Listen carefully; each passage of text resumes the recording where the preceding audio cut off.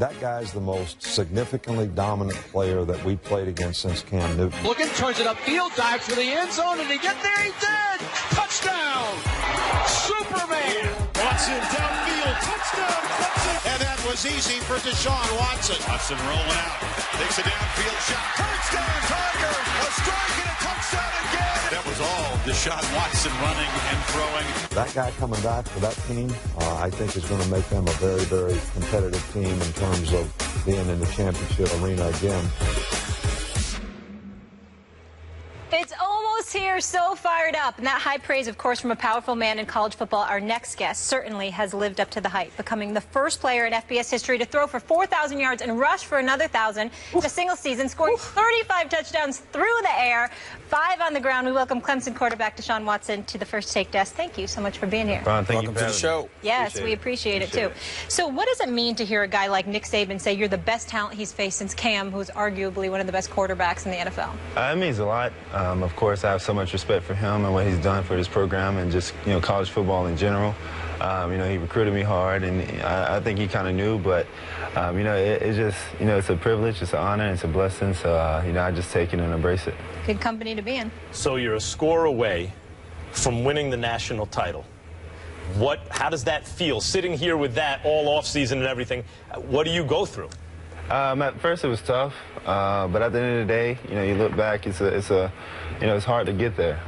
We made a lot of mistakes, on both sides of the ball and special teams. We had opportunities to win it and pull it out, but, we just have another opportunity to go and, try to get it again. And, that's the good thing about college football, that you kind of have to regroup and start over again and, and try to go, chase it again.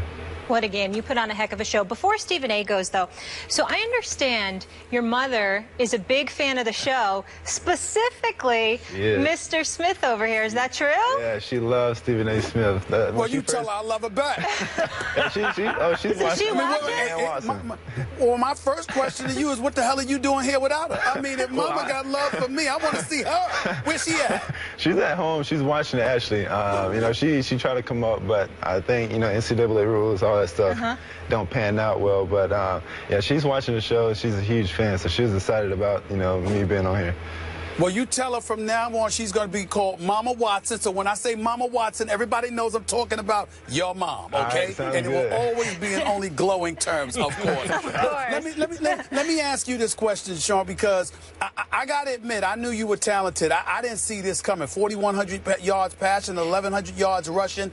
I want to know, what do you think your skill level is at? I mean, because obviously the expectations are huge for you this year. Where do you believe your skill level is comparable to everybody else in college football? And what are your specific expectations for your team and yourself this year, meaning Heisman, national championship, combination of both, etc.? What are your expectations for you and your team this year?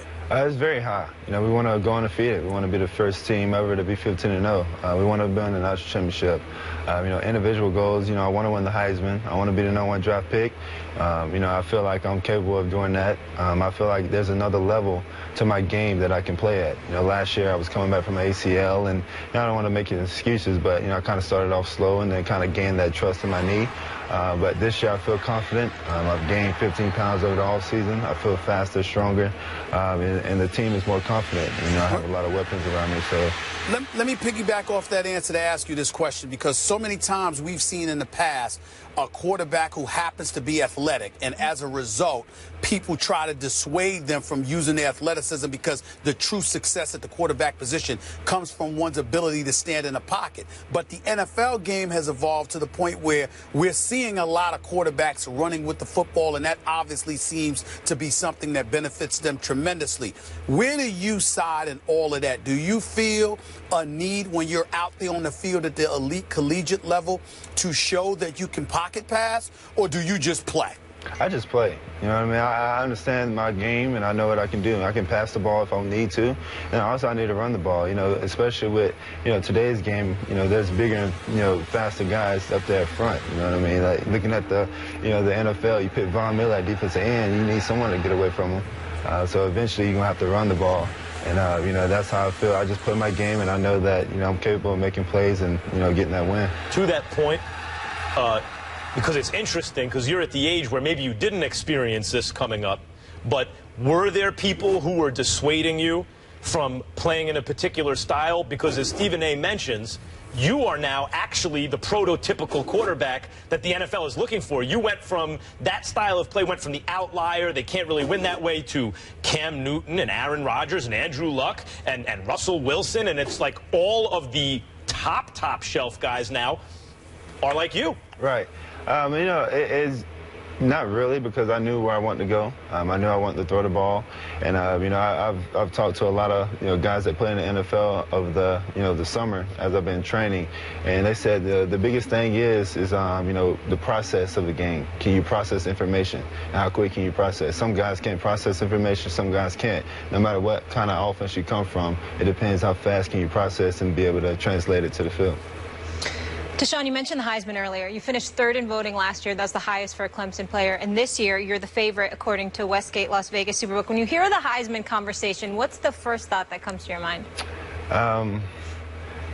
Honestly, I'm not even sure. It just, you know, it's a great honor to be in that field. You know, so many great athletes have, you know, accomplished and been in that room and that great talent. But you know, it's something I know I have to go prove and earn. You know, it's not given at the beginning of the year. You know, and it's, you know, kind of out of my control. All I can do is perform on Saturdays and let the voters pick.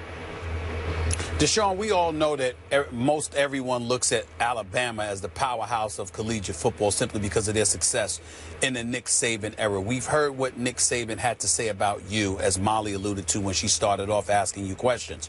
My question to you is, how much did it help you that you lost in the national championship game to Alabama, considering how well you played?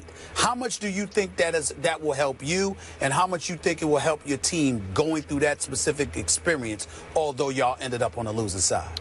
I think it'll help a lot, and just starting off with, you know, the grind. We understand that, you know, every little mistake is going to cost us. You know, no matter if it's, you know, a drop pass in the first quarter, you know, that pass could have led to a touchdown or a first down to, you know, to a field goal. So every play matters, you know, and we have to grind and finish the whole deal.